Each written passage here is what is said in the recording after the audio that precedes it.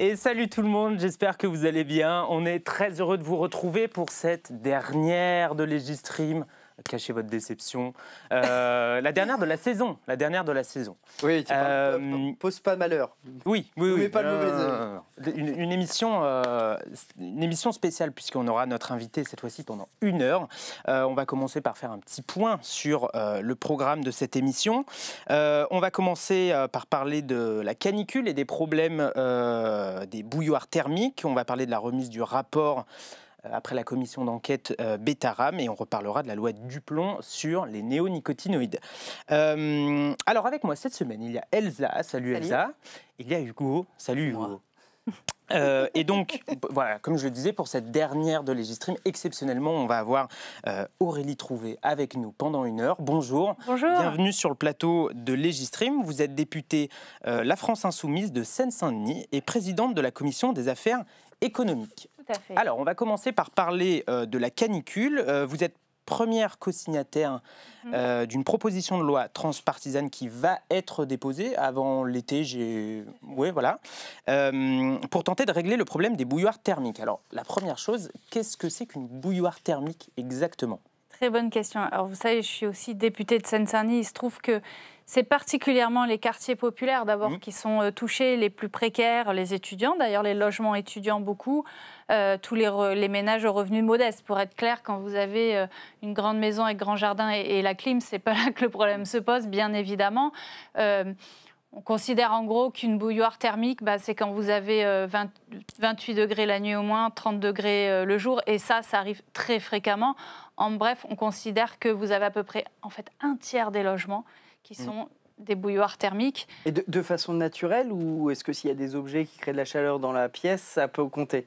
Le problème, c'est qu'en fait, il n'y a aujourd'hui rien qui oblige les bailleurs, c'est-à-dire qu'ils soient des bailleurs sociaux ou des bailleurs privés, ceux qui louent les logements, à aménager et à faire en sorte que votre logement ne soit pas une bouilloire. Donc, on pourrait mettre des protections solaires extérieures, des brasseurs d'air, mais il n'y a pas d'obligation qui est faite à ça. Donc, déjà, cette proposition de loi, elle va obliger à cela.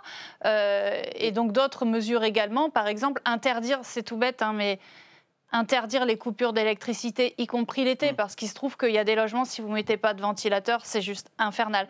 Et je vous dis ça parce qu'il faut se rendre compte que la chaleur, elle tue, en fait.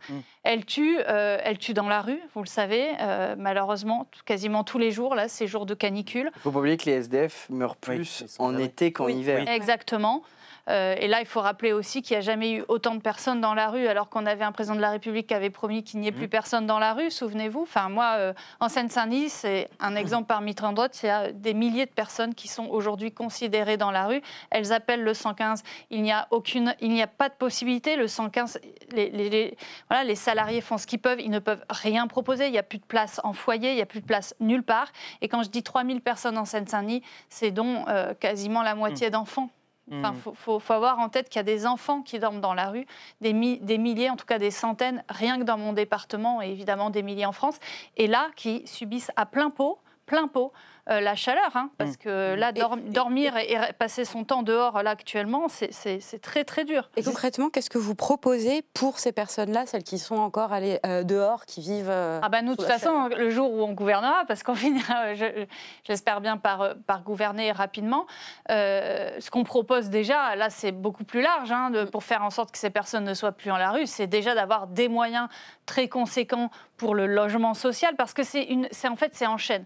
C'est-à-dire que moins vous avez de logement social, plus vous devez débloquer moins vous avez de place, si vous voulez, en foyer, et plus vous avez de gens à la rue. Donc déjà, il faut que les gens puissent habiter non pas dans des foyers précaires et tout ça, ce qui n'est pas une bonne solution non plus, parce que c'est à l'hôtel, c'est dans des très mauvaises conditions, vous devez changer toutes les semaines.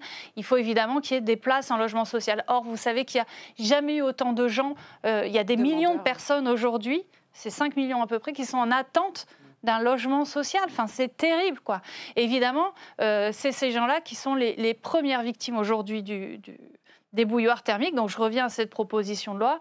Voilà, là, c'est vraiment le minimum syndical. Cette proposition de loi, c'est vraiment l'urgence, quoi, actuellement. Enfin, vous le sentez, la chaleur. Il faut savoir que ces canicules, ça va aller en augmentant chaque année. Et sur le temps long, est-ce qu'il ne faudrait pas, je vais être un peu très réel, mais tout péter et reconstruire aux normes? Non, mais c'est vrai que je crois que parfois ça coûte moins cher de reconstruire.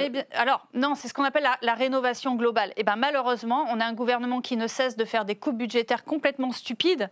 Parce que vraiment, enfin, je le dis, pour moi, c'est un gouvernement stupide qui multiplie non seulement idéologiquement totalement néolibéral, mais en plus stupide parce que ce qu'il fait, par exemple, c'est qu'il distribue de l'argent pour faire ce qu'on appelle du monogeste, au lieu de mettre un peu plus d'argent pour faire de la rénovation globale. Ce qui est plus dans le fond du problème. Voilà. Et ce qui est vraiment efficace, si vous voulez. Mais aujourd'hui, de toute façon, vous avez vu, ils ont gelé MaPrimeRénov', qui est le seul dispositif qui permet notamment aux ménages modestes d'accéder à la rénovation thermique des logements. Soit dit en passant, ça met dans la panade totalement aussi toutes les entreprises du bâtiment.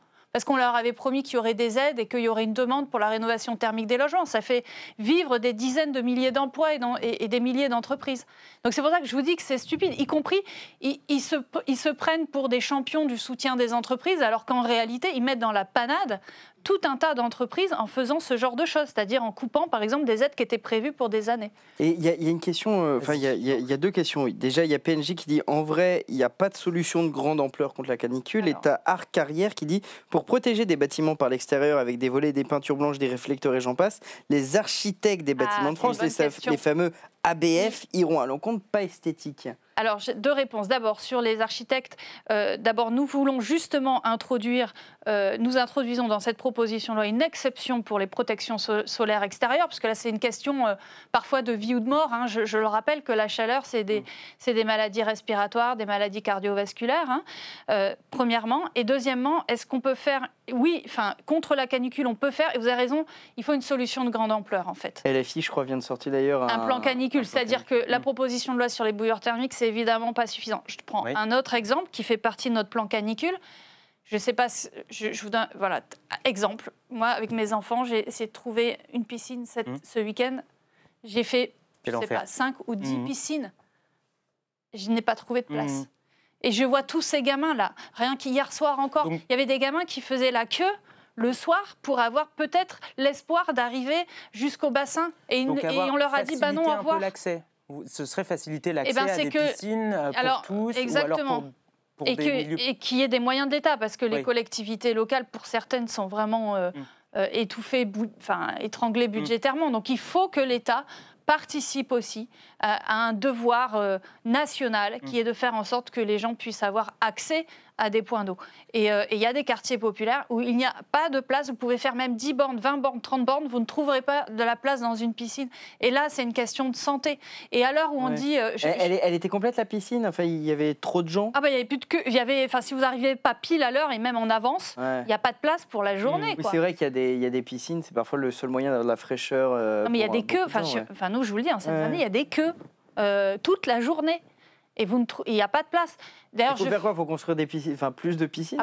Vous vous souvenez d'ailleurs, vous vous souvenez qu'on a fait des Jeux Olympiques? Bah oui, c'est ça. Vous vous souvenez qu'il y a eu des super médailles d'or, n'est-ce pas, de notre champion La piscine olympique a été envoyée, je crois qu'elle devait être dispatchée en 2 dans des villes de banlieue. Vous vous souvenez qu'on nous a dit, mais c'est génial, là, les médailles d'or, ça va amener tout plein d'enfants à aller à la piscine. Et ben moi, je vais vous dire, je suis allée au Forum des associations en septembre, juste après les JO. Vous savez quoi? J'ai vu des gamins pleurer. Parce qu'en fait, ils sont allés pour s'inscrire au club de natation, il n'y a pas de place. Et on leur a dit, non, désolé, il n'y a plus de place. Moi, par exemple, mon fils, je peux vous dire qu'il est obligé d'aller au handball, à passer 20 heures faire ses entraînements alors qu'il est en 6e, parce qu'il n'y a pas de place avant dans les gymnases. Et encore, j'ai de la chance, parce que j'ai réussi à l'inscrire. Ce que je veux dire, c'est qu'on a un énorme problème dans ce pays. On nous avait promis des JO du sport populaire. En réalité, on a un budget pour le sport populaire qui ne cesse de baisser. Et donc, il y a les grands discours du président de la République, le sport pour tous. En réalité, ça n'est pas la réalité. Et dans un département comme la Seine-Saint-Denis, comme ailleurs, si vous voulez, le sport, c'est quoi? C'est de l'intégration. Moi-même, j'ai fait du sport pendant longtemps et ça a été, j'ai fait du sport à haut niveau et ça, en athlétisme, et je vois bien à quoi ça sert. Je veux dire, c'est un moyen d'intégration énorme pour les jeunes. Et avoir des endroits baignables comme la Seine, moi je sais que je viens d'un petit village du Loir-et-Cher et on avait une guinguette où les enfants pouvaient aller se baigner dans le Loir, qui était le cours d'eau à côté, et c'était bien l'été quand il faisait très chaud. Est-ce qu'à Paris, on sait que va y avoir, je crois que ça a peut-être déjà commencé, des endroits baignables dans Paris intramuros. Est-ce que dans votre territoire, c'est prévu ou la Seine ne passe pas dans votre territoire, c'est possible, je ne l'ai pas en mémoire. Ah oui, donc non, pour l'instant, il n'y a pas vraiment de projet qui permettent justement d'avoir des points d'eau massifs, si j'ai envie de dire. Et donc, c'est ça le problème. Donc la solution, elle est quand même déjà dans la construction de piscines. Mais pour ça, il faut donner les moyens aux collectivités locales, ce qui n'est pas le cas. Voilà. Juste pour revenir un peu à la proposition de loi, parce qu'on a abordé plein de sujets hyper intéressants sur lesquels on va revenir au fur et à mesure. L'idée de la proposition de loi, c'est aussi de promouvoir des petits équipements, en fait, des choses très basiques, avoir des volets sur les bâtiments, ce qui est parfois pas le cas en ville. Demander l'installation de ventilateurs, ça peut avoir un impact sur la température d'un logement ou... Oui, bien sûr. Après, je vous le dis, déjà, si on commençait par faire ce qui est dans la loi, qui a été initié par la Fondation pour le logement des défavorisés, qui est une fondation qui travaille depuis des dizaines d'années sur le dossier. Voilà, si on commençait déjà par ça, ce que je vous ai dit, interdire les coupures d'électricité, faire en sorte de pouvoir aménager, y compris quand il y a des problèmes vis-à-vis des entraves, disons, pouvoir aménager des protections solaires, faire en sorte également de contraindre les bailleurs à ces protections solaires, à ces brasseurs d'air, bref, faire de la vraie rénovation thermique des logements qui bien souvent ne sert pas que pour l'hiver, quand on isole un bâtiment, mais qui sert pour l'été. Déjà, si on faisait ça, et si on relançait, alors que le gouvernement l'a complètement coupé, si on relançait la rénovation thermique des logements, je veux dire, déjà, on aurait fait un pas immense. Voilà. Donc après, on peut demander à chacun de faire des... Mais je veux dire, le problème aujourd'hui, il est pas que les gens ne font pas ce qu'il faut. C'est en réalité qu'on a des logements qui sont... et souvent, ce sont les locataires qui ne sont pas... aux normes pour pouvoir avoir un confort minimal. Dans l'immédiat, est-ce qu'on ne peut pas quand même considérer que dans les institutions publiques, notamment, je pense aux écoles, etc., oui, alors les écoles. Est-ce qu'on peut... j'ai été témoin de certaines folies, mais est-ce qu'on ne peut pas considérer que tout de suite, il nous faudrait davantage de climatiseurs pour ces endroits-là? Non, mais vous vous rendez compte où on en est dans les écoles? Il n'y a même plus de moyens pour ça. Il n'y a même plus de moyens pour avoir un ventilateur. Non, mais même un ventilateur, il n'y a même pas les moyens. Nous, on en est à un état des écoles publiques en Seine-Saint-Denis comme ailleurs en France, où nous, par exemple, il y a des sorties scolaires qui ne se font pas parce qu'il n'y a pas les moyens pour, les tickets de métro, pour avoir des tickets de métro pour chaque enfant. Donc vous imaginez bien que, en fait, à force de coupes budgétaires, de cures d'austérité, je veux dire, on a l'impression parfois d'être dans le tiers-monde, quoi. Enfin, alors qu'on est la 7e puissance économique du monde. Et je vais vous dire, vous savez quoi, j'ai eu un message avant-hier soir, Bondy Nord. Les classes sont à 31 degrés. Et donc, ils ont demandé aux parents, évidemment, parents qui bien souvent travaillent, à des mères isolées qui n'ont pas d'autre choix que de travailler, notamment, on leur a demandé de reprendre leur enfant. Oui. C'est scandaleux. Et justement, il y a une question sur la rénovation. Il y a Lutin qui dit, pour les rénovations en ville, est-ce que ce ne serait pas possible de faire des prêts à taux zéro pour les bailleurs et les obliger en même temps de rénover les logements ? Oui, tout à fait. De toute façon, il faut passer par une contrainte bien supérieure. Vous avez raison, il faut conditionner aujourd'hui, en tout cas, toutes les aides. Et notamment, ça pourrait être une condition, je suis d'accord. Et est-ce que, avec votre proposition-là, plus largement, est-ce qu'on ne devrait pas avoir une obligation pour les propriétaires qui, souvent se mettent bien, on ne va pas se mentir, sur un certain nombre d'appartements, à obliger à garantir une bonne qualité de vie à leurs habitants? C'est ça. Alors du coup, on dit aussi que dans la définition d'un logement décent, il faut qu'il y ait le confort d'été. Et on fait rentrer dans le DPE, qui est le diagnostic performance énergétique, le confort d'été. Donc du coup, ça répond à ce que vous dites. Ça oblige en fait celui qui loue son appartement à des locataires, ça l'oblige effectivement à faire en sorte que son logement ne soit pas une bouilloire thermique. Et donc, est-ce que ça vous sur le DPE, l'idée c'est que les propriétaires qui loueraient des appartements avec un DPE qui prend en compte ce confort d'été trop bas, qu'il n'ait pas le droit En fait, en gros, par exemple, quand louer. vous avez la note F, Oui, voilà, qui est une très parce que mauvaise c'est le cas note, pour les passoires thermiques. Et demain, il y aura une interdiction de Oui. ces logements-là, que dans la note, par exemple, qui vous amène à F ou G, en fait, le confort d'été soit inclus dedans, ce qui n'est pas le cas aujourd'hui. Donc, vous pouvez avoir un logement classé A, même A, qui est une horreur l'été, et où il fait 35 degrés. Voilà. Et ça, il faut que ce ne soit plus le cas demain. Et pour parler plus popol, on a vu là lors du projet de loi simplification, je ne sais pas quand est-ce que c'est le vote final, c'est dans les jours qui viennent, puisque de toute façon on est en session extraordinaire. Il y a quand même eu beaucoup d'attaques contre le DPE, contre toutes ces choses un peu contraignantes, etc. Est-ce que ça vous inquiète quand même une possible victoire de l'extrême droite sur ces aspects-là, de supprimer des choses sur le DPE, etc. Là, vous arrivez à un problème plus général, et je vous remercie d'arriver là-dessus. Moi, je dis toujours que la trumpisation, que le trumpisme, c'est prendre comme ennemi non pas seulement l'étranger, ce qui est le cas, évidemment, ils font de l'étranger une cible, mais l'environnement, l'écologie, le climat. Et ça, moi je le vois en commission des affaires économiques. Et donc, il y a des attaques de plus en plus brutales contre l'environnement, en fait.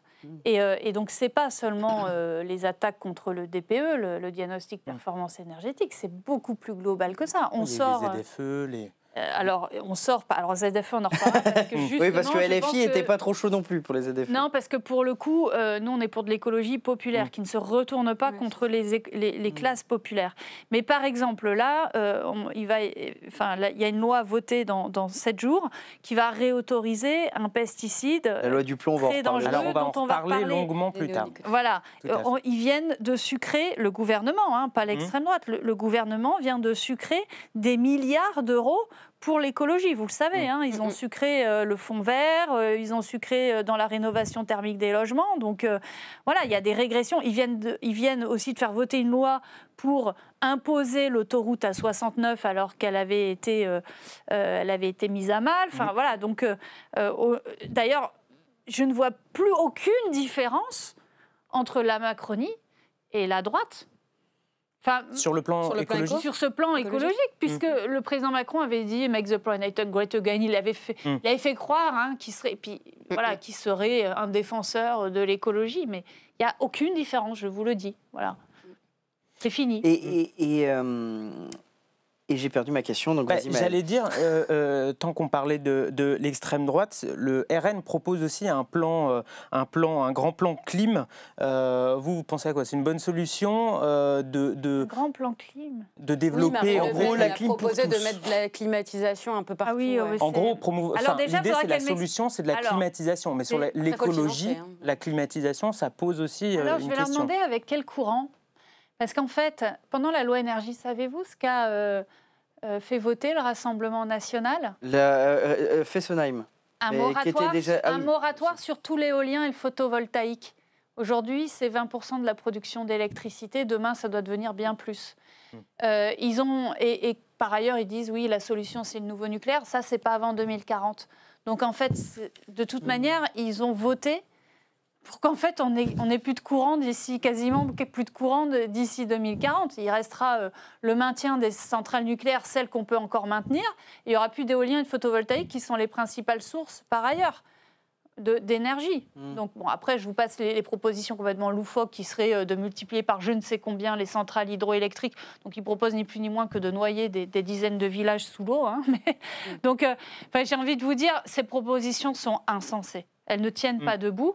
Donc, simplement pour vous dire que de toute façon, la clim avec le RN, c'est impossible. Je voulais dire, alors, plus largement, oui, le RN est nourri quand même de votes de personnes, entre autres évidemment, qui se sont détournés un peu des discours écolos parce qu'ils estiment trop punitifs, trop dépendants de l'État, etc. Est-ce que l'enjeu de demain, parce que le Rassemblement national demeure quand même un parti qui arrive toujours au second tour des présidentielles, qui est un gros parti. Il faut le prendre vraiment au sérieux. Voilà, c'est ça. Donc, c'est-à-dire qu'il y a beaucoup de gens qui votent pour eux. Sûr. Et est-ce que l'enjeu de demain, ce n'est pas justement d'essayer de réconcilier ces espèces de détracteurs de l'écologie avec une vision moins punitive, entre guillemets, des grands enjeux de demain, quoi? Eh bien, je crois que c'est l'enjeu, c'est d'avoir une écologie populaire. C'est de faire comprendre qu'en fait, les classes populaires ont intérêt à l'écologie. Qu'en fait, les premières victimes de la crise écologique sont les classes populaires en réalité. Et moi, je peux vous parler de la Seine-Saint-Denis. Qui habite à côté des autoroutes ? Après, pour le coup, ils ne votent pas RN en Seine-Saint-Denis. On peut pas là. Alors, c'est vrai, ils ne votent pas tellement RN en Seine-Saint-Denis. Et on rappelle, en Ile-de-France, il n'y a que 5 députés RN. Mais alors, du coup, je vais parler des ZFE. Voilà, ça explique votre vote sur les ZFE, justement. D'accord. Pourquoi la France insoumise a voté contre les ZFE ? Justement parce que c'est une écologie qui se ferait contre les classes populaires. Pourquoi ? Parce que, en gros, ce que proposent les macronistes, la droite, c'est quoi ? Eh bien, c'est de faire chuter les budgets pour le transport en commun. Donc les gens n'ont pas le choix, ils ne peuvent pas prendre le train ou le bus parce qu'il y en a de moins en moins pour se rendre à leur travail, vous comprenez ? Alors que leur travail est de plus en plus loin parce qu'il y a des délocalisations, parce que voilà. Il y a par ailleurs du commerce de proximité, il y en a de moins en moins. Donc ils sont obligés de prendre leur voiture.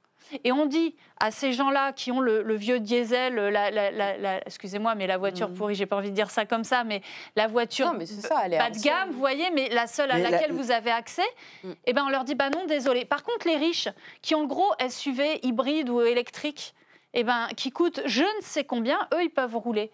Eh ben ça c'est pas juste en fait.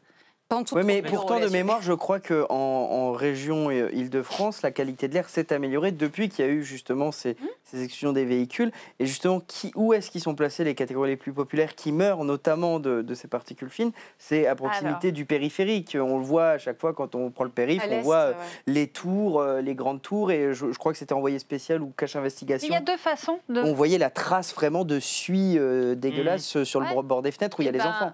Écoutez-moi, parce que par exemple, je reprends mon exemple de Bondy-Nord pour être très concrète, mais c'est le cas dans toute la France. Il vous faut une demi-heure avant d'arriver à un transport commun lourd, c'est-à-dire tramway ou métro ou RER. Bon, une demi-heure. Donc il y en a beaucoup, en fait, ils prennent leur voiture. Ces gens-là, ils ont des voitures qui ne passent pas les ZFE. D'accord ? C'est des gens ultra précaires, vraiment aux revenus très modestes. Moi, je ne suis pas pour leur dire, non, en fait, vous ne pouvez plus prendre votre voiture et ils ne peuvent plus aller bosser. Ce n'est pas possible. Éthiquement, moralement, ce n'est pas possible. Quelle est la solution ? Et la seule, eh bien, c'est de développer massivement les transports en commun. Vous prenez tous le métro, le RER ici.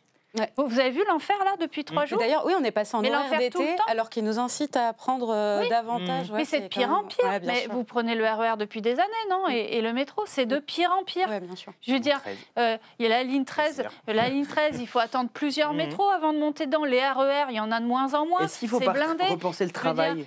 Mais c'est scandaleux en fait. Excusez-moi, mais c'est ça qui est scandaleux. C'est que ce gouvernement, la Macronie, la droite, mettent de moins en moins d'argent dans le transport en commun. Alors que c'est ça la solution pour ne pas prendre sa voiture. Ouais. Bon, bref, pardon. Je suis désolée de... Je vous propose, parce que plus on a de temps, plus à chaque fois on passe de temps sur les sujets, je vous propose d'avancer un peu dans nos thèmes et de passer à la commission d'enquête sur les violences dans les établissements scolaires, dite Betaram, qui a rendu son rapport ce matin. Mais il y a plein de sujets importants et graves en ce moment. On va revenir sur les recommandations, mais le point qui fait le plus parler, c'est le rôle de François Bayrou là-dedans.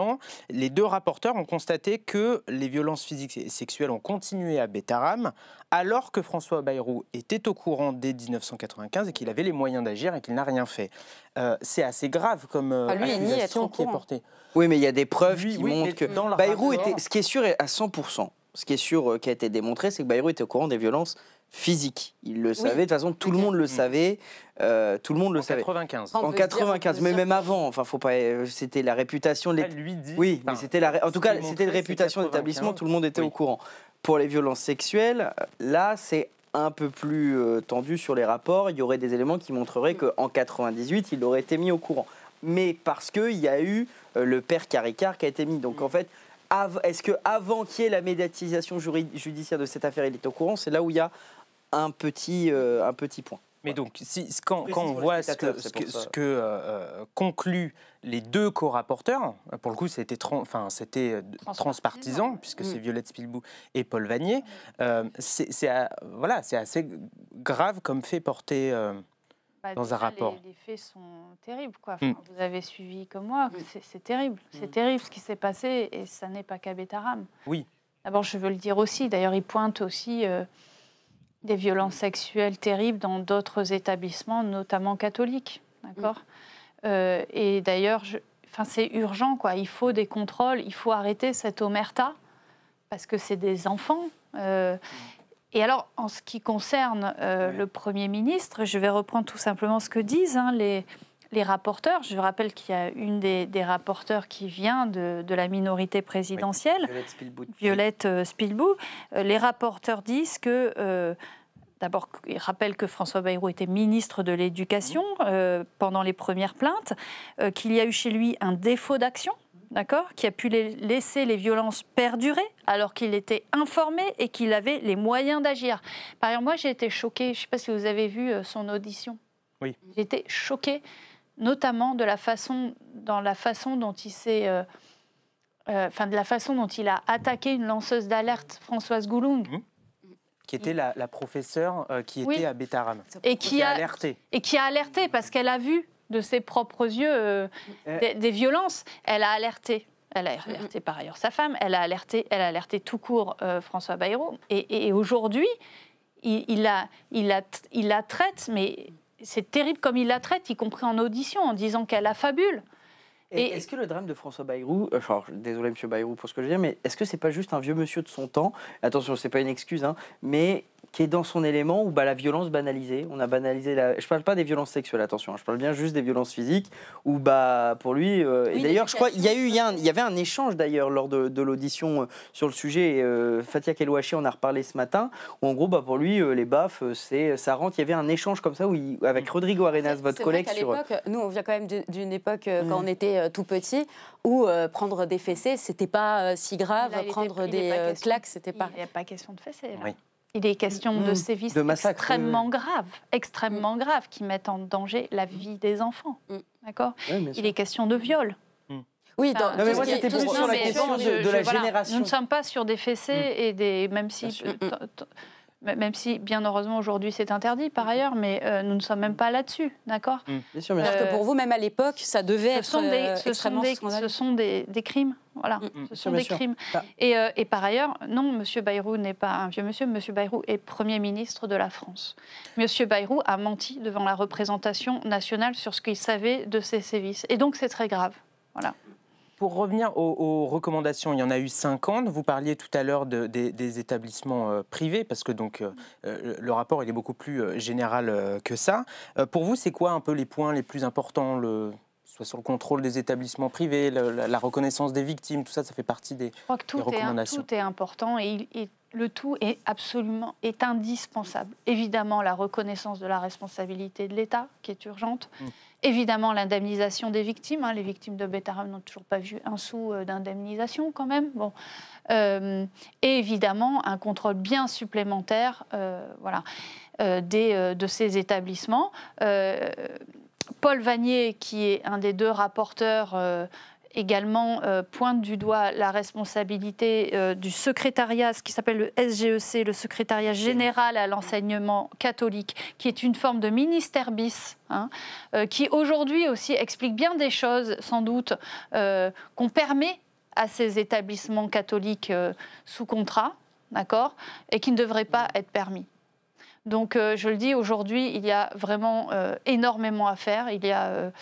Voilà. Et on ne peut pas laisser perdurer ça. C'est la vie des enfants qui est en jeu, en fait. Je suis tout à fait d'accord avec vous. On en a beaucoup parlé en live sur Twitch tout à l'heure. C'est pour ça que c'est un sujet qui m'intéresse particulièrement. Sur plutôt l'échec collectif. Parce que c'était un commentaire dans le chat aussi. Est-ce que Bétarame, c'est pas la partie émergée de l'iceberg? Parce que je crois que c'est un élève sur 10, enfin un enfant sur 10 qui a été victime d'inceste ou de pédocriminalité. Et qu'en fait, on n'a jamais voulu vraiment mettre le nez dans le dossier de la pédocriminalité en France. On connaît peut-être tous des gens qui ont été concernés, même sans forcément le savoir. Est-ce que ce n'est pas un échec collectif, la situation de la pédocriminalité en France? Bien sûr, quand vous voyez la manière aussi dont la Civise a été traitée, dont le président de la Civise a été traité, je trouve qu'il y a quelque chose qui est terrible. Et oui, je suis d'accord. Je pense qu'aujourd'hui, la parole des victimes n'est pas assez écoutée. Mais quand vous dites c'est une responsabilité collective, non.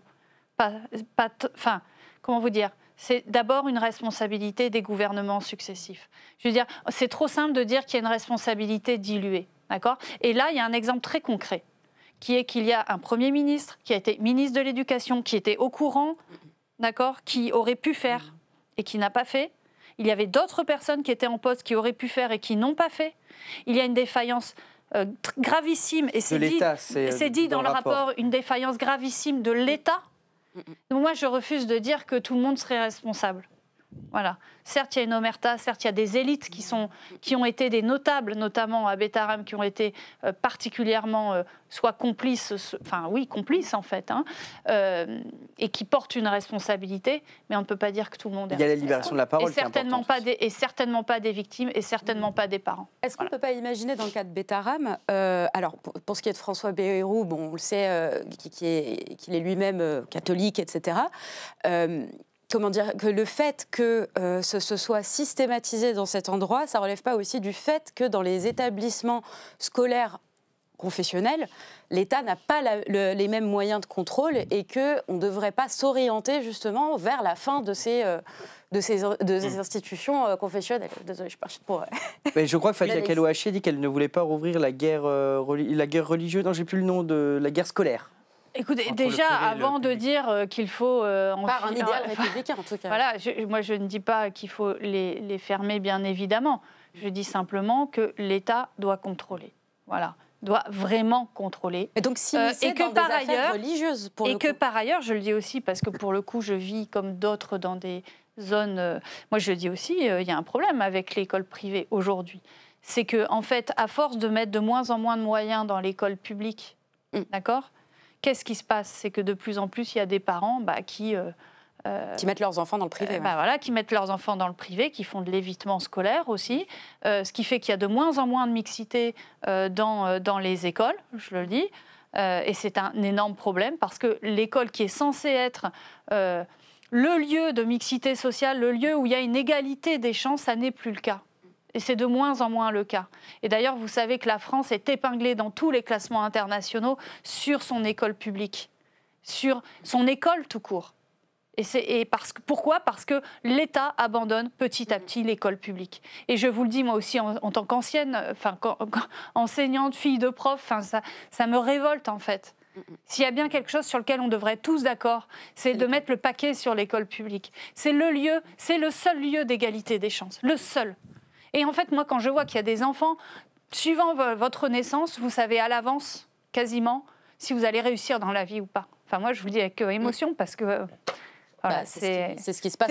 C'est la plus grande injustice, en fait, de ce pays. Et comment vous expliquez certains préfèrent construire des places de prison plutôt que d'investir dans l'école publique ? Après, c'est pas ou l'un ou l'autre. On a l'impression que certains mettent plus le paquet sur l'un que sur l'autre, quand même. Eh ben, parce qu'on est gouverné essentiellement par la droite et qu'il faut qu'une vraie gauche, et je vous le dis, une vraie gauche, revienne au pouvoir. Et c'est qui la fausse gauche ? En tout cas, moi, je considère que pendant les 5 ans sous François Hollande, nous n'avons pas eu ce qui a été promis. Donc, moi, je souhaite une gauche qui respecte ses engagements et qui fasse en sorte que nous transformions vraiment la vie des gens et qui s'en tienne à son programme. Par exemple, on a un programme du nouveau Front populaire. C'est la raison pour laquelle moi je suis attachée d'ailleurs à mon mouvement politique, la France Insoumise, parce que oui, quand nous disons le programme, rien que le programme, c'est pas juste pour faire plus radical que moi, tu meurs. Enfin, c'est pas juste pour jouer plus à gauche que moi, voilà, tu meurs. C'est pas ça. C'est qu'en fait, les gens ont besoin aujourd'hui pour que d'ailleurs la gauche revienne au pouvoir. Les gens ont besoin d'une gauche qui ne mente pas en fait, qui soit solide, qui soit crédible, dès qu'elle est au pouvoir, qui ne disent pas « Ah ben non, finalement, c'est pas possible ». Ce qu'on a prévu, on doit le faire. Ce qu'il y a dans le programme du nouveau Front populaire, il doit être fait. Ça nous permet peut-être la transition sur... Alors, non, très mauvaise transition. C'est pas mal. Est-ce que j'ai une question ? Waouh, très mauvaise transition parce qu'en plus j'allais garder du temps pour parler de la loi Duplon parce que le problème c'est que après est-ce qu'elle a du plomb dans l'aile ? Est-ce que là oui voilà très bien. Benoît Biteau a fait d'ailleurs, mon collègue écologiste, encore une autre blague qu'il faut transformer la loi Duplon en or, mais malheureusement ça va pas être le cas donc. C'est la dernière de toute façon. On embrasse Bertrand Chameroy bien sûr. Bien sûr. Oui, qu'on ait un peu de temps quand même pour pouvoir parler de la loi donc dite Duplon, qui a fait l'objet d'une commission mixte paritaire conclusive et dont la lecture définitive se déroulera à l'Assemblée le 8 juillet. Vous y étiez à cette Tout à CMP. fait. Ah bah, je l'ai même vice-présidée. Voilà. puisque Donc, je suis présidente de la alors, commission. pour résumer un petit peu, la PPL, elle vise notamment à lever certaines restrictions sur l'utilisation de pesticides par les agriculteurs. On reviendra un peu sur le reste après. Finalement, vous retrouvez un peu le texte tel que vous l'avez rejeté la dernière fois. C'est Peu ou ça. prou. Bon, en gros, il n'y a pas grande différence avec le texte de ses débuts, quoi. En fait, il reste toutes les dispositions les plus dangereuses. Surtout, il reste la disposition la plus scandaleuse, qui est la réautorisation d'un néonicotinoïde, d'un pesticide qui était interdit depuis 7 ans, qui s'appelle l'acétamipride, qui est tout simplement porte des risques, je pèse mes mots, parce que j'ai lu assez de littérature scientifique sur le sujet, qui porte des risques tout simplement de malformation des fœtus, de malformation des cerveaux des enfants, voilà, qui porte aussi de très graves risques. Alors, c'est sur un autre plan, sur les abeilles. Et pourquoi on a besoin des abeilles, à votre avis? Pour polliniser, voilà, pour polliniser. Il se trouve qu'une très grande partie des cultures végétales que nous mangeons, elles sont pollinisées par les abeilles. Et donc, en fait, on nous a vendu cette loi-là en disant il faut des pesticides pour la sécurité alimentaire. C'est l'inverse. C'est que ce pesticide met en danger tout simplement la sécurité et la souveraineté alimentaire. D'ailleurs, toute la Fédération des apiculteurs est contre ce texte, la Confédération paysanne est contre ce texte, la Fédération nationale des agriculteurs biologiques est contre ce texte. Pourquoi je vous dis tout ça? Parce qu'en hémicycle, on n'a pas arrêté de nous dire les agriculteurs sont pour cette loi pesticide. La FNSEA surtout. En fait, la FNSEA est pour cette loi. Comment vous expliquez qu'ils soient aussi puissants, ce syndicat, en France? C'est étonnant, d'autant plus... Alors, c'est historique, ça fait... ce qu'on appelle la cogestion. Il se trouve que moi j'ai des profs sur les politiques agricoles avant d'être députée, donc je pourrais vous faire des heures d'explications sur... J'avais prévu qu'il fallait garder plus de temps. Je pourrais vous faire des heures d'explications sur la façon dont la FNSEA a co-géré quelque part les politiques agricoles avec l'État depuis des dizaines d'années. Mais en fait, ce qui est étonnant, c'est qu'elle n'a jamais été aussi puissante. Elle n'a jamais eu autant de poids sur un gouvernement, alors qu'elle n'a jamais été aussi faible dans les élections de chambre d'agriculture. Elle a reculé petit à petit, voilà. Et en fait, aujourd'hui, je l'ai dit déjà en rigolant, mais pas tant que ça. En fait, le ministre de l'Agriculture, il s'appelle Arnaud Rousseau. Voilà. C'est le président de la FNSEA. Tellement ils ont un poids très très important et cette loi, elle est clairement dictée par la FNSEA. Et on nous dit quid de la CR dans le chat. Alors vous avez raison aussi, la coordination rurale est pour cette loi, mais ils n'ont pas le même poids et c'est pas eux qui ont pesé tant que ça, quoi. C'est pas eux qui ont été aux manettes, si vous voulez, de cette proposition de loi, quoi. J'allais dire justement, donc certaines filières en fait défendent l'utilisation de l'acétamipride en disant qu'ils n'ont pas d'alternative viable, que ça les ralentit un peu dans la concurrence par rapport à d'autres pays européens. Qu'est-ce que vous leur répondez là-dessus? Écoutez, nous, ce qu'on a proposé comme amendement, c'est d'interdire d'importer tout produit qui a été traité justement avec l'acétamipride ou d'ailleurs toute substance interdite en France. Et en fait, la droite, l'extrême droite, la Macronie n'ont pas voté cet amendement. C'est quand même bien dommage. Parce qu'en fait, ça permettait de répondre au problème. Si vous faites en sorte qu'il n'y ait pas la concurrence par des produits traités avec l'acétamipride qui viennent de l'étranger, le problème est réglé à moitié parce qu'il faut par ailleurs indemniser les agriculteurs et surtout les pousser à d'autres façons de produire et on sait faire. On a des alternatives viables. Les betteraviers nous ont dit c'est terrible, on ne sait pas faire de la betterave sans acétamipride. Il y a de la betterave bio, donc ils savent faire même sans aucun pesticide et phytosanitaire chimique. Simplement, ça demande de transformer le système de production, de faire des rotations de culture beaucoup plus longues. Il y a aujourd'hui aussi des moyens de lutte biologique. Y compris sur la noisette, c'est en train d'être développé. On sait que ça va prendre un peu de temps, mais on sait que d'ici, peut-être, je sais pas, quelques semaines, quelques mois, j'en sais rien, il pourra y avoir des alternatives. Pour ça aussi, il faut donner les moyens à la recherche publique, aux chambres d'agriculture, etc., pour faire ça. Mais le problème, c'est qu'il n'y a par ailleurs pas assez de moyens. Donc, au lieu de en fait, si on veut vraiment être ambitieux, mais il faut l'être parce que c'est une question de santé. Je veux dire, aujourd'hui, c'est des cancers potentiels, cette affaire. Bon.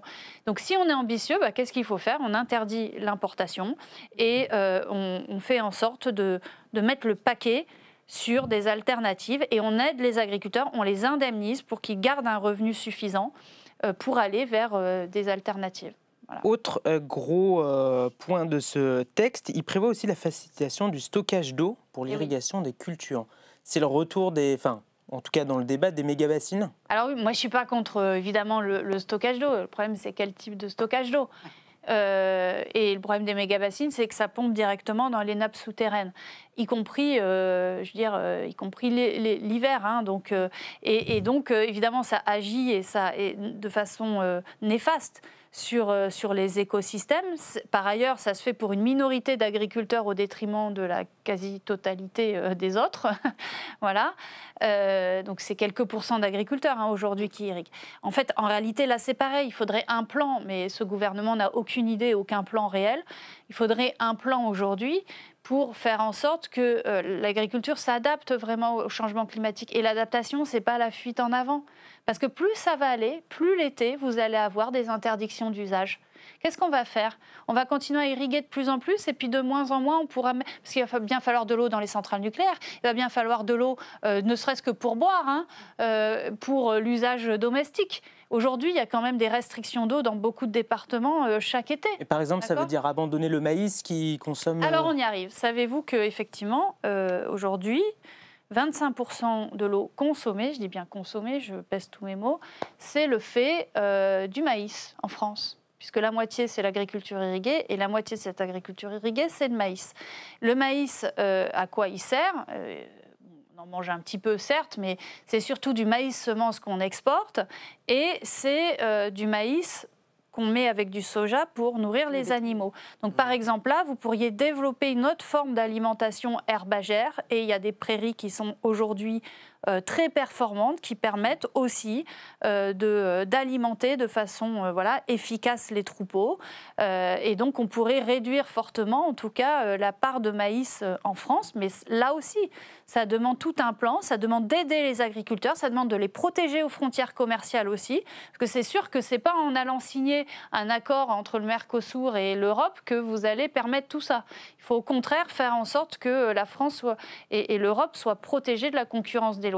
Et à ce moment-là, vous permettez des revenus décents aux agriculteurs et vous les payez pour faire de la transition écologique, c'est-à-dire l'exact inverse de ce qui est en train d'être fait par le gouvernement. Mais donc du coup, il faut aussi préparer le consommateur à ce qu'il paie plus cher son produit donc, qui sera fait en France dans de bonnes conditions comparé à ce qu'on peut importer du reste de l'Europe. Alors savez-vous qu'une grande partie de la hausse des prix de l'alimentation, ce n'est pas la hausse des prix du produit agricole? Alors les prix des produits ont plutôt stagné, voire régressé. En fait, c'est les marges de la grande transformation et de la grande distribution qui ont augmenté. Donc déjà, nous, ce qu'on ferait, et c'est d'ailleurs une de nos propositions de loi qui est pas passée à quelques voix près la dernière fois, c'est de réguler, de plafonner les marges pour les produits agroalimentaires de la grande transformation et de la grande distribution. Déjà, vous réglez une partie des problèmes. Deuxième problème, vous faites en sorte, nous, on est pour les cantines gratuites. Donc ça coûte un peu d'argent public, c'est vrai. Mais en tout cas, ça permet aussi aux enfants d'avoir un repas chaque jour sain. Et par ailleurs, on est pour que ces cantines-là, elles fassent du 80, voire 100% local, si vous voulez, ou voilà, peut-être 80%, parce que vous avez quelques produits tropicaux. Bon. Mais qu'en tout cas, on ait un approvisionnement local qui permette de faire de la demande pour les agriculteurs locaux. Donc vraiment, enfin... On a tout sauf un programme anti-agriculteur. Au contraire, on est pour faire en sorte que demain, on ait beaucoup plus d'agriculteurs et qu'ils puissent vivre décemment de leur travail. Mais il faut un compromis. Et ce compromis, c'est que par ailleurs, ils s'engagent dans la transition écologique. Mais vous demandez aux agriculteurs, aujourd'hui, la plupart, ils vous disent qu'ils veulent la faire. Ils n'en ont pas les moyens. Et en réalité, le gouvernement comme le gouvernement ne leur donne pas le moyen, du coup, ils n'ont plus que comme solution, enfin, il ne leur reste plus que comme solution de dire alors autorisez-nous à avoir tel pesticide, etc. Ouais. Voilà, c'est ça que je... Ouais. Ah, il y a quelqu'un qui dit, seul bémol vous concernant, rien dans leur programme, donc je présuppose du NFP, pour l'accès à la terre. Ah, si, mais si, bien sûr. Alors, c'est une grande question, voilà.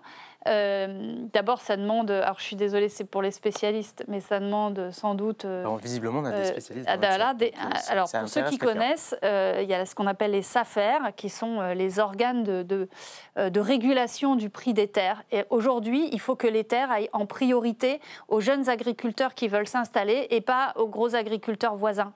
Voilà. C'est Peyo Dufaux, non, qui a une proposition de loi sur l'accaparement des terres. C'est ce sujet-là dont on parle. Peyo Dufaux, qui est député indépendantiste socialiste. basque de mémoire. Oui, voilà, c'est d'ailleurs. Apparenté socialiste. Oui. Et donc dans le programme, dans notre programme de la France Insoumise, on a bien entendu des mesures très fortes de régulation du foncier pour prioriser les jeunes agriculteurs et prioriser aussi les projets agroécologiques à forte valeur ajoutée, etc. Mais vous avez raison, c'est un vrai problème, l'accès aux terres. Et aujourd'hui, une terre... Alors, par ailleurs, dernier mot là-dessus, quand même, depuis quelques mois, la droite et l'extrême droite, et la Macronie, ont dézingué ce qu'on appelle le ZAN, le zéro artificialisation nette, contre l'avis des jeunes agriculteurs. Aujourd'hui, ce qui protège en particulier le foncier agricole, c'est le ZAN. C'est le fait que on régule et on interdise en fait de grignoter petit à petit des terres soit forestières, soit agricoles. Et c'est vrai qu'aujourd'hui, les terres, elles partent soit aux gros agriculteurs voisins, soit elles sont artificialisées pour faire une plateforme logistique ou que sais-je, quoi. Et donc ça, il faut arrêter dans les deux cas. Donc là, on a des mesures, des propositions très claires. Je vous propose de passer un peu pêle-mêle à la fin à notre dernier thème. Le budget 2026, on va avoir normalement la prépa d'ici quelques jours, quelques semaines. Qu'est-ce que vous en attendez de ce budget 2026 ? Où est-ce qu'on peut trouver ces 40 milliards, ces fameux 40 je sens que ça va être comme Louis, je ne m'attendais à rien, mais je suis quand même déçu. Je suis quand même déçu. Déjà, nous aussi, on est pour un équilibre budgétaire. Alors, déjà, je voudrais dire que ce gouvernement et la Macronie n'ont aucune leçon à nous donner, mais alors zéro. Parce que vous savez que Macron était censé être le Mozart de la finance, mais c'est le pire destructeur des finances publiques, quoi. C'est-à-dire que si vous retirez les périodes de crise financière, il y en a eu 3 ou 4 en 60 ans, il n'y a jamais eu un déficit public aussi grand. Il y a eu le Covid qui n'a pas aidé, qui n'est pas une crise financière. Oui, pardon. Et le Covid, pardon. Oui, Covid, vous avez raison. Parce le Covid, de mémoire, avant la crise le COVID, de 2008. Économiquement, ça allait un peu mieux quand même. Enfin là, ça fait un petit moment quand même, oui. le Covid. D'accord. Oui, mais on a eu un... Alors justement, mais on va y aller. Mais en fait, le Covid, c'est pas, on ne peut pas se cacher derrière ça. Ah non, mais moi, je demande. Comment ça se fait que Emmanuel Macron a été tout sauf un Mozart de la finance ? Pourquoi il a été une catastrophe pour les finances publiques ? Avec ce gouvernement qui poursuit la catastrophe. Mais en fait, c'est qu'ils ont pris le problème à l'envers. Ils nous disent que le problème, c'est les dépenses publiques. En fait, le problème, ce n'est pas les dépenses publiques, c'est les recettes publiques. Il se trouve que les dépenses publiques, on a 56% dans le produit intérieur brut depuis 10-15 ans. Il n'y a pas d'augmentation des dépenses publiques. Ce n'est pas vrai, d'accord ? Sauf pendant le Covid. Et ça a été très particulier. Bon. Donc il n'y a pas d'augmentation des dépenses publiques. Par contre, il y a une chute des recettes publiques. Donc vous comprenez bien que si vous avez des dépenses qui restent la même, mais qu'il y a de moins en moins de recettes, qu'est-ce que ça fait ? Ça creuse le déficit public. Et donc il faut savoir que sous Emmanuel Macron, la totalité des cadeaux qu'il a fait, notamment des cadeaux fiscaux qu'il a fait aux plus riches, ça fait moins 62 milliards d'euros chaque année dans les caisses de l'État. Il manque 62 milliards d'euros. Si il n'avait pas fait toutes ces coupes dans les recettes publiques, eh ben en fait, on serait en dessous des 3% de déficit public. Oui, il a foiré son pari, quoi. C'est surtout qu'il a plongé la France dans un déficit public. Bon, les conséquences du pari foiré sont un peu lourdes, c'est vrai. Il a juste plongé la France dans un déficit public ahurissant. Et puis maintenant, il vient nous dire « Vous êtes des irresponsables, il faudrait faire ça, ça, ça ». Donc déjà, une chose, c'est que ce n'est pas lui qui va nous donner des leçons, vu que c'est lui qui nous a mis dans la panade. C'est plutôt lui ou Bruno Le Maire ? Et Bruno Le Maire, et ensuite tous ceux qui l'ont succédé, y compris Éric Lombard, qui est parfaitement dans la ligne. Est-ce que vous refusez les 40 milliards d'économies ou pas ? Alors... c'est pas. D'abord, il faut savoir que 40 milliards d'économies, ça s'ajoute aux 30 milliards de cette année, plus les 20 milliards de l'année dernière. 90 milliards, c'est pas énorme. 90 milliards. Alors, sachez que c'est la cure d'austérité la plus importante de ce siècle, tout simplement, par un gouvernement minoritaire quand même. C'est-à-dire qu'on a un gouvernement minoritaire dans l'Assemblée nationale, dans la population, qui nous inflige la pire cure d'austérité depuis je ne sais combien de dizaines d'années quand même. Et c'est catastrophique. Même toutes les institutions économiques sérieuses vous disent que ça aura un effet récessif sur l'économie. C'est-à-dire que ça va être un cercle vicieux. Pourquoi ? Je prends 2 secondes là-dessus. Il faut savoir que les 2 leviers de la croissance principaux aujourd'hui, c'est quoi ? C'est la demande intérieure et les investissements publics. Avec ce qu'ils vont faire, ça va plomber ces 2 leviers-là. Ça va plomber la demande intérieure, puisque notamment il y a des mesures, par exemple, de baisse des pensions de retraite, il y a des mesures de baisse des remboursements de médicaments, tout ça va plomber le pouvoir d'achat, d'accord ? Et ça va plomber les investissements publics. Donc qu'est-ce que ça va faire ? Ça va plomber la croissance, donc le PIB va beaucoup moins augmenter, voire diminuer. Et donc vous voyez bien que votre ratio de dette dans le PIB ou de déficit dans le PIB, il va augmenter. Je ne sais pas si vous m'avez suivi. Donc ce que je veux dire, c'est que ce qu'il fait là va amplifier le problème du déficit public. Et le fait que François Bayrou fasse ses annonces après, normalement, la fin de la clôture, parce que je crois que ça termine le 11 et au plus tard, je crois, le 15 juillet, pour vous, ça dit quoi ? C'est pas innocent. Mais pourquoi vous croyez qu'il fait ça ? pour vous faire réagir. Non, sinon... Dans cette émission. Vous savez pourquoi il fait ça ? Parce qu'il n'aime pas se confronter forcément au Parlement. Que c'est tout. Comme ça permet qu'il n'y ait pas de censure pendant tout un temps. Et pas de censure pendant qu'il propose son budget. Le 15 juillet, vous voyez ? Donc on ne pourra pas le censurer à ce moment-là.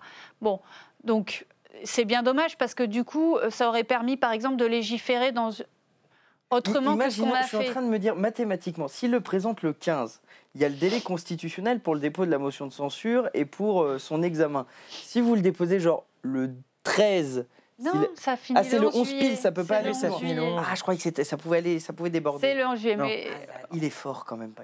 Non, après, il est quand même... À la rentrée, ça va être extrêmement compliqué. Oui, donc du coup, c'est rendez-vous à la rentrée à l'automne. De toute façon, le RN a donné rendez-vous à Bayrou pour tomber en octobre, de toute façon. Il faut vous rendre compte qu'on est en plein naufrage de cette minorité présidentielle et en plein naufrage du gouvernement. Enfin, je veux dire, même quand vous discutez avec des députés du bloc présidentiel, ils vous disent ça en off, quoi. Oui, il y a plusieurs sorties dans la presse, même certains de la Macronie, je ne sais plus quel média l'a sorti, mais en disant au RN, par pitié, votez la censure qui s'en aille, quoi. C'est pas moi qui le dis, c'est vous. Mais exact. Et moi, je vous le dis aussi, c'est un naufrage. Le problème, c'est que dans ce naufrage, ils font couler la France avec. Et est-ce que vous demandez au RN de voter la censure ? Juste, c'est pour quitter la popole, parce que moi, il se trouve que je suis présidente d'une commission de la vie réelle, quelque part, des gens, parce que c'est les entreprises, l'industrie, l'agriculture, le logement, bon. C'est pas gentil pour Éric Coquerel. Ah non, c'est aussi... Ça, je peux vous dire je plaisantais. Je plaisantais. Je peux vous dire que le financement, c'est concret. Mais vous voyez que dans la commission de la production réelle, si vous voulez, je vois les conséquences, jour après jour, de ce naufrage de la minorité présidentielle. Parce qu'en attendant, il n'y a pas de cap politique. En attendant, il y a une désindustrialisation à vitesse grand V. En attendant, ArcelorMittal est à 2 doigts de tout délocaliser. En attendant, Vancorex a été fermé. En attendant, il n'y a jamais eu autant de gens qui attendent un logement social. En attendant, il y a des régressions environnementales terribles. Je veux dire, et alors que dans d'autres pays, regardez l'Allemagne, ils viennent d'annoncer 84 milliards, puisqu'on parle des financements, là aussi on est dans le concret des gens, ils viennent d'annoncer 84 milliards d'investissements dans l'industrie, etc. Ils vont y mettre l'argent en Allemagne. Nous, rien du tout. Austérité budgétaire. Et on ferme des usines. Et il y a un taux de chômage qui remonte. Et on a une productivité du travail en berne. C'est ça le résultat de la Macronie. Donc pareil, quand on dit qu'il faut censurer, c'est pas pour le plaisir de censurer, d'être radical. C'est parce qu'en réalité, chaque jour qui passe est une catastrophe pour la France avec ce gouvernement. Vous voyez ? Justement, vous parliez de la commission des affaires éco, cette fois-ci très bonne transition. Qu'est-ce que vous tirez comme bilan de votre année à la présidence de cette commission des affaires économiques ? Alors déjà, c'est la première fois qu'il y avait une présidente d'opposition de la commission des affaires économiques.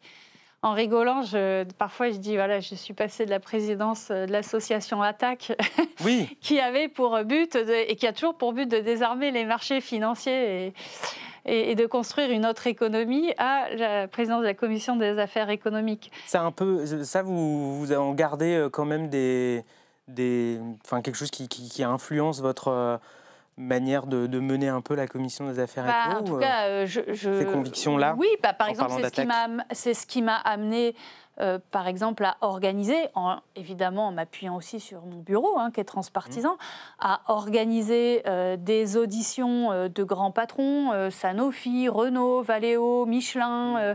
Alors Michelin, c'est mon prédécesseur.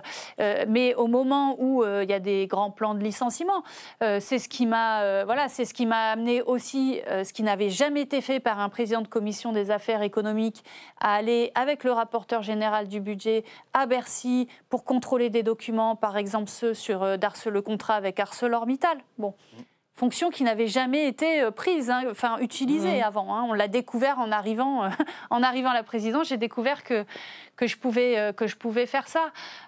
Donc voilà, c'est en tout cas, je pense, une liberté d'action.